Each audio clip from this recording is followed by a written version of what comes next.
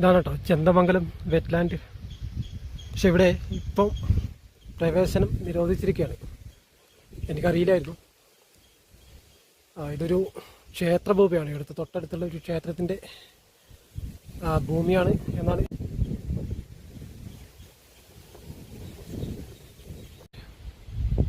എന്താ ഭംഗിന്നറിയോ. വൈകുന്നേരം കേട്ടോ ഏറ്റവും നല്ല സമയം. പക്ഷേ പ്രശ്നം ഇതാണ്, നിരോധിച്ചിരിക്കുകയാണ്. ഇതൊക്കെ അറിയായിരുന്നു കേട്ടോ നേരത്തെ.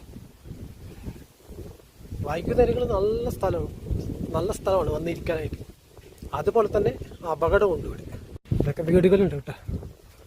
വീടുകൾ മാളത്തമസൊക്കെ ഉണ്ട്.